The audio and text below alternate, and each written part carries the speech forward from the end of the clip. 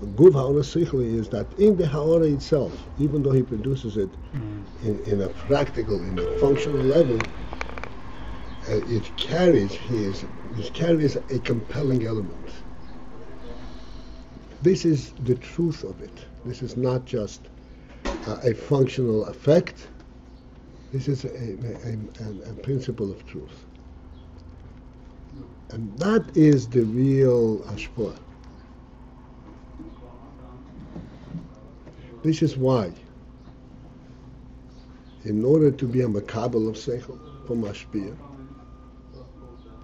as the Gemara says, to be makabel of seichel, you cannot at the same time as you hear the seichel sit in judgment, do I agree with it or not? Then you will not receive anything.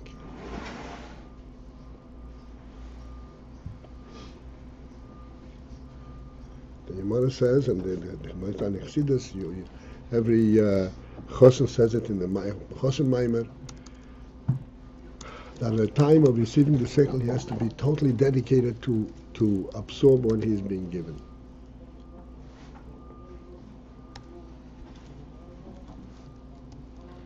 He is able to receive it because he too has a nefesh, he too has a truth, and he's taking it with his own truth through the seichel. But it's something like you said many times. What does it mean? It makes sense. It makes sense. Does not mean it can be proven. That's not what it makes sense. Makes sense is a personal thing.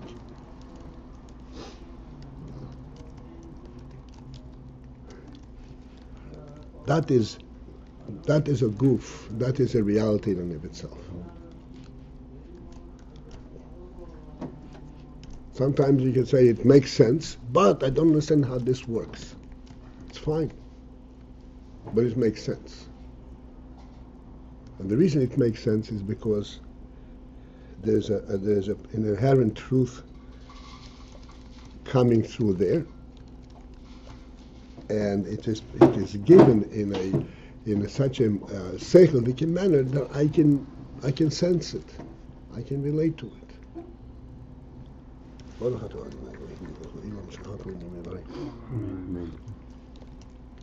If he's judging it, he'll just miss it. The idea he's then he's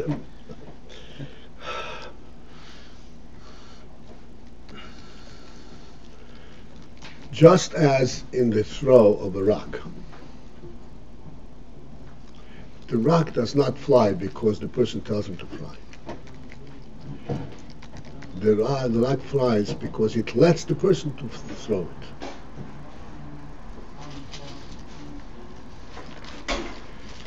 The same is in Hashpos HaSeichel. You do not accept the Seichel because you accept it. You let the Mashpia teach you. That's how you get the Seichel. That's Hashpos HaSeichel. Even though there you have to employ your seichel, you have to hear what's being said, but it is that's what hashpola is. That's why it's called shefa.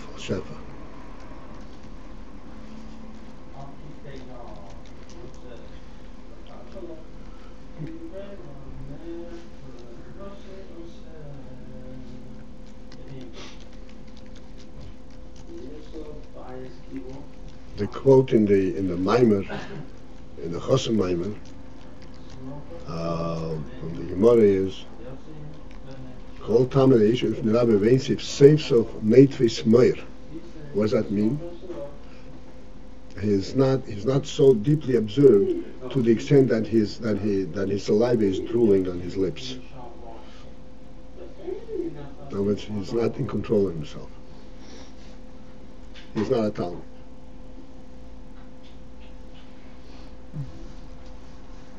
Unless he gets to the level where he's drooling, then he's not a Talmud. That's right. I'm not making fun. Yeah. Yeah, that's what he must say. It's the basic English meir.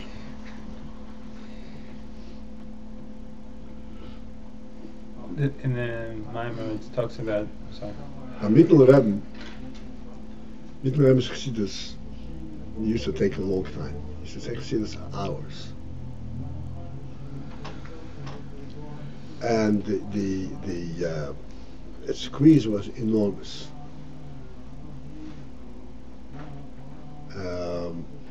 So a chassid climbed up to the ceiling, and by the ceiling there were beams going across. So he put one foot over the beam, the other foot got stuck with the people, and you couldn't pull it up. So he remained hanging on this beam, holding on to it, hitting the chassidus, and he heard the whole chassidus.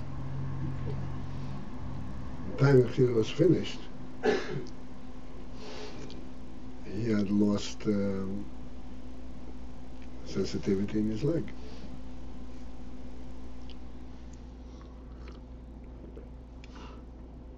And he didn't care. He cared, but didn't regret. That's two different things. Wow.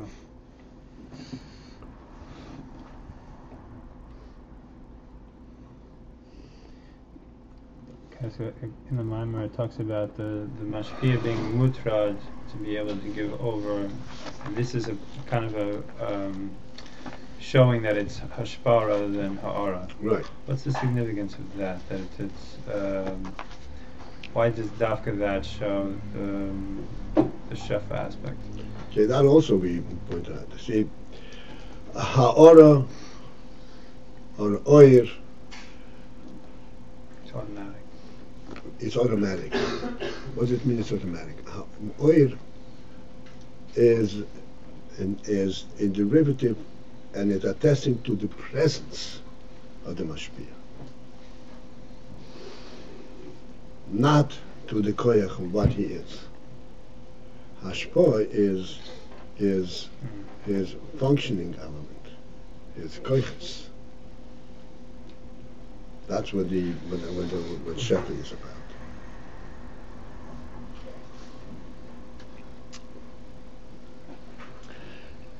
We are still on.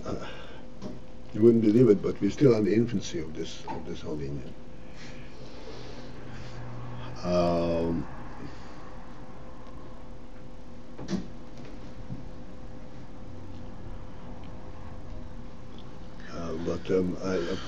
I'm jumping the gun a little bit, but I want to put it in so that I think it would be easier.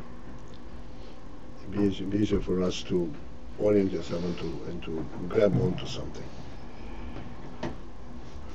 We all understand what oil is. Oil is, it's a presence.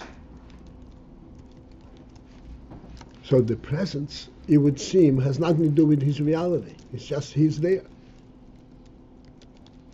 But as we explained many times, that's not what oil is. It's not that he is there in an insignificant manner. He is there with all the ramifications of his presence. Like we say, the presence of the host, or the presence of the person in his home. The presence in the person in his home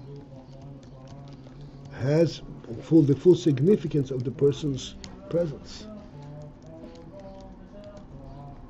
And to the extent that if he should have a home which is beyond his presence, beyond his capacity of expansion, it's not his home. A home has to be something that is compensatory, that is fitting and accommodating this personality. So there is an element of reality there. It's not just a presence.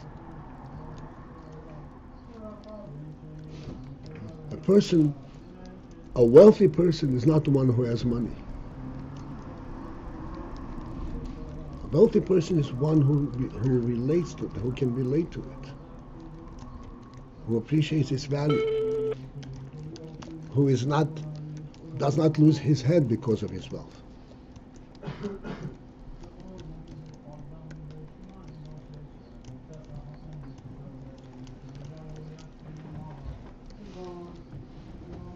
So even though this is an oil, but it is reflective of the reality of the person. And we explained when we spoke about this, that yes, indeed, it is his presence that makes this his home. But this presence extends only to that degree to which he can reach, to which he can personally reach, he can personally relate to. And that which he cannot reach, he does is outside of this domain.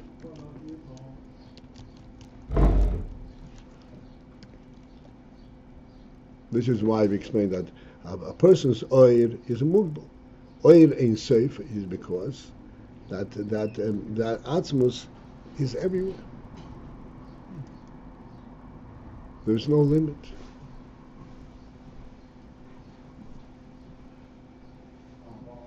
So therefore, in oir, okay, here is the relationship between the oir and the etzem.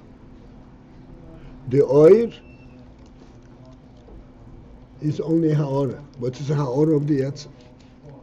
It's reflective of what, in a human sense, what this person stands for, what this person's capacity is. But it's a ha'ora of that. Hashpah is where this capacity actually functions as a function on a functioning level.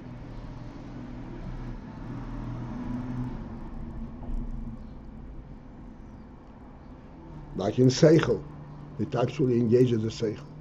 Or in Koyach Hayad, it engages in Koyach Hayad.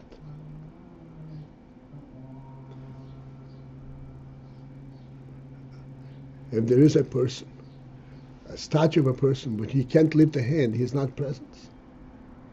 That's not a presence. A scarecrow is a presence for the birds, but it's not a presence.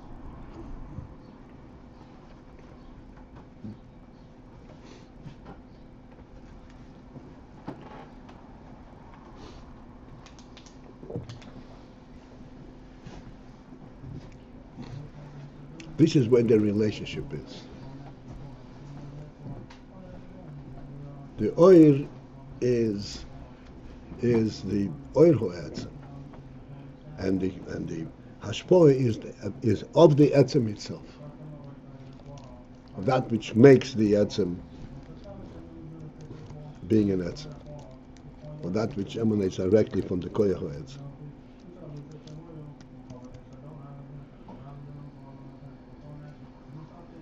As we explained, we talk about the throw of the rock. Throw of the rock is not merely the movement of the hand. This you had, review it, to some degree. It's not just a movement of the hand. A person can be walking, can be walking and kick a rock and the rock would move.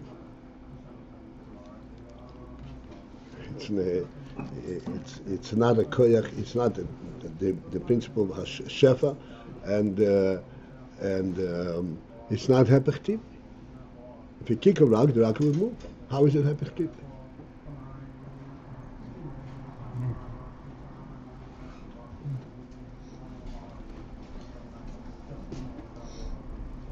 Even you had this even when you throw it upwards. If it's flying upwards aimlessly, it's not hepech. Because that's the nature. If you kick it, then it'll fly up, and fall down. It's still earthbound.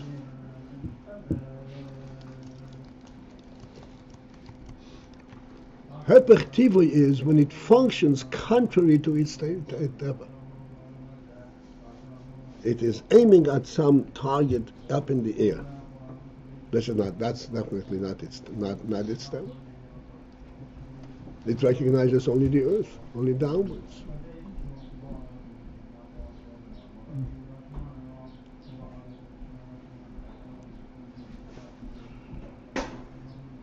That is a shefa. That is a hashpah that comes from the essential reality of a person, and only a person can do that. Only a human being, because he's got seichel, because he perceives things on a different level of reality. He's got no limits. By him, a target in the air is also a reality. And he can imbue the rock with that target. But that effect, that the target, that the rock can recognize the target, is not through Ayin, but through Shefa. He actually has to tell the rock, listen, I'm over there, and actually bring him over there.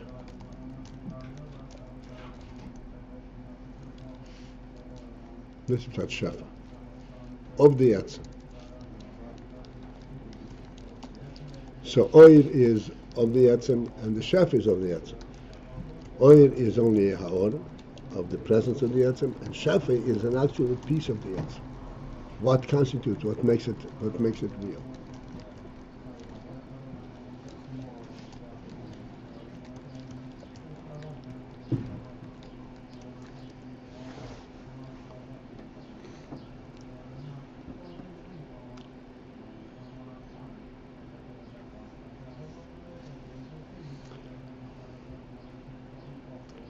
All right.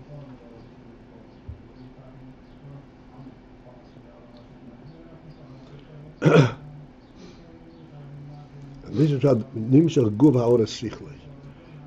And we pointed out to make very simple Mishonim, but yet all kinds of Mishonim. The simplest is 1 on 1 is 2.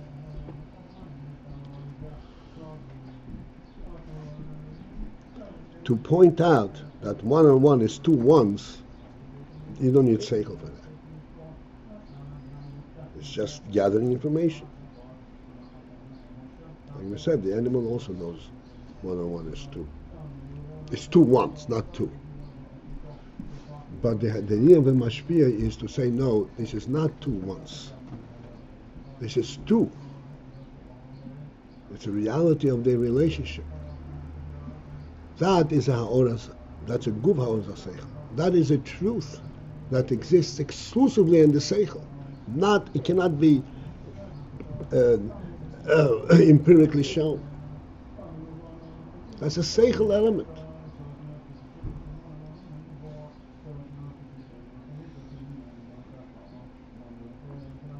And the people who would not subscribe to seichel and who accept only that which can be empirically shown, to them it's not 2. 2 is a metaphor, it's a manner of speech. It's 2 ones.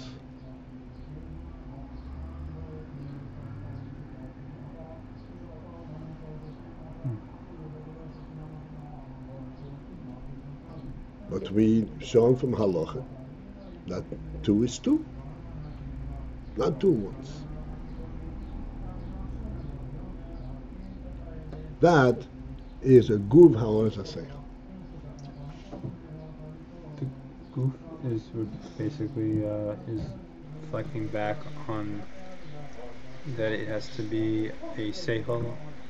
If it's something that's not proven. It's a seichel that is true because it's seichel, not because it could be proven. Not because it's true. If it could just be proven that that's a ha'ara b'vad. That's a ha'ara b'vad. And then this is something that you need to have seichel behind it.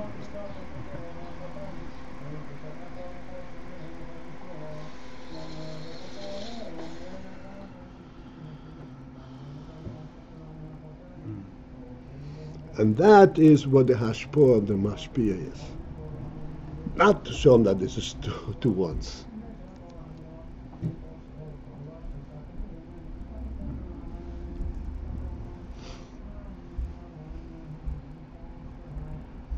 How do you know it's true? You have to trust your source. Excuse me? How do you know it's true? You have to trust your source.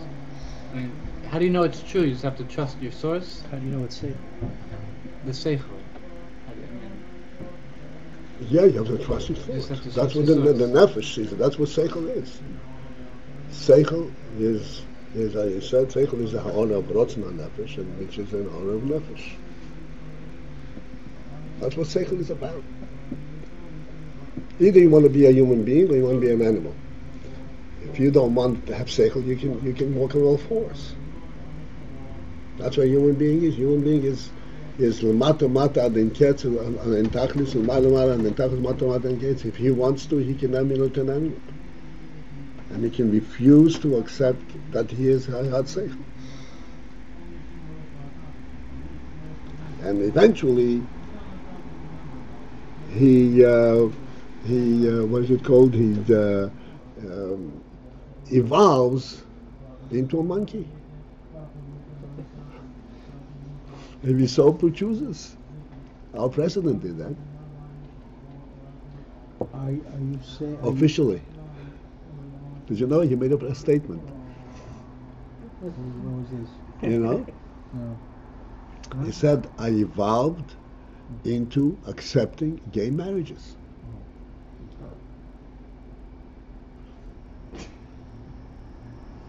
That's some progress for this great country.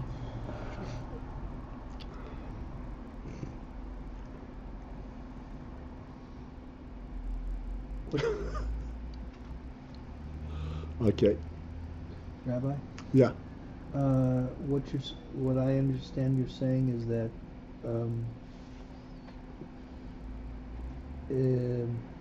only a human being can understand the concept of two, and it's an instinctive thing, and that's why you don't question it. You just know, this plus this, that's two. No, An animal or a machine cannot do that. A machine cannot do it, an animal cannot do it, and a human being can do it. It's not an instinctive thing, it's a seichel thing. Well, don't humans have seichel is also instinctive. No. Instinct is does not have. Instinct is a reaction. Seichel is not a reaction. Seichel is a hashpos hanefesh. What's hashpos hanefesh? That's part of the group. How is a seichel? Well, that's what I would call. That's how I would use the word instinct. Something that you don't. That's natural. That you don't have to think about. You have to think about it, because I would say chokhmah. It doesn't require proof. Doesn't require proof, but you have to think about it. Chokhmah is a borog hamavli coming straight from the nefesh, from the Rotz.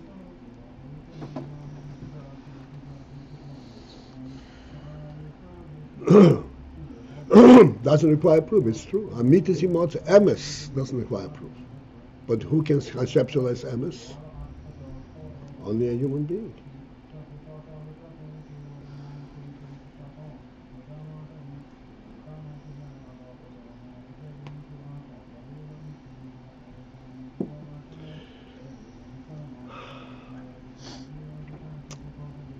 Okay. Can we continue? Okay, so we are a few lines below the middle of the page, Beis. About for those who have a sharp eye, there's about 4 or 5 lines below. The line begins bezeh.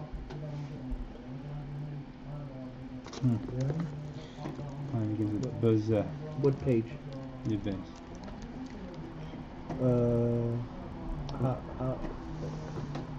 Oh yeah, I got it.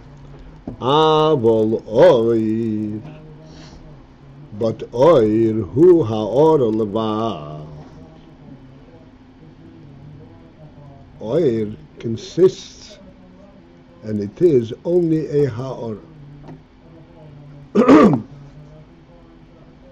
What does it mean, a haor? Okay, this also will require elaboration, but for the time being, we'll just follow the words. She'ein boy ha'etzem, in which there is not the etzem. It does not require the etzem to be actively producing this haor.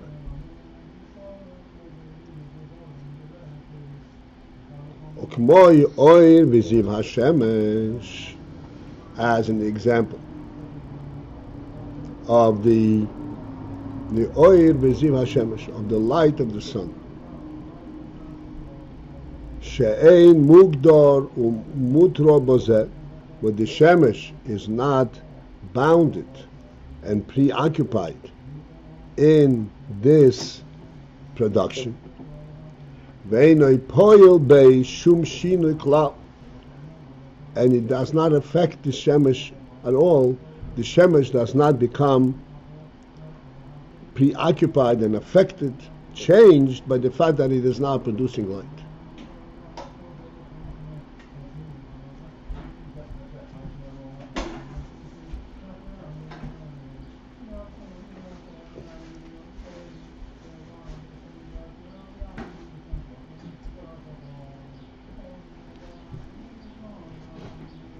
So this obviously requires, we'll get into it in Mitzvah Shem. Ein boy ho'etzem. In the ha'ora, I'm going back now. Ein boy ho'etzem. The etzem is not in it. So if the etzem is not in it, how come there is the ha'or, the oir?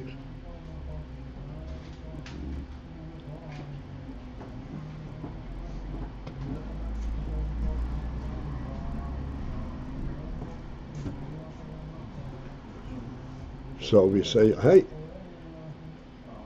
the oil is a reflection of the etzem. And we say all the time that shemesh is etzem behiri. And this is why they produce it. There is ha'or. There is the ha'or of the shemesh is oil. So how is that not the etzem? It is in fact very much reflective of the etzem.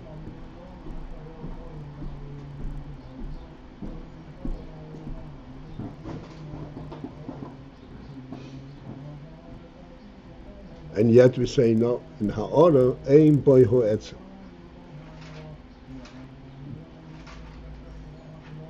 The etzem is not in this ha'ora.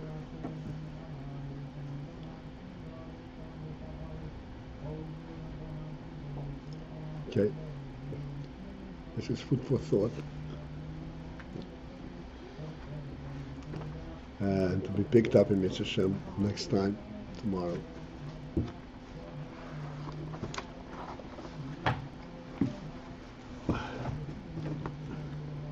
All right, have a good day.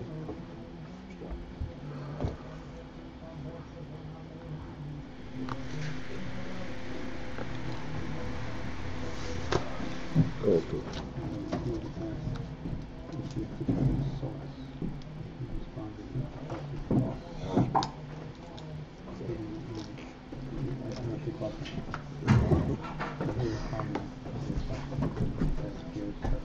Oh.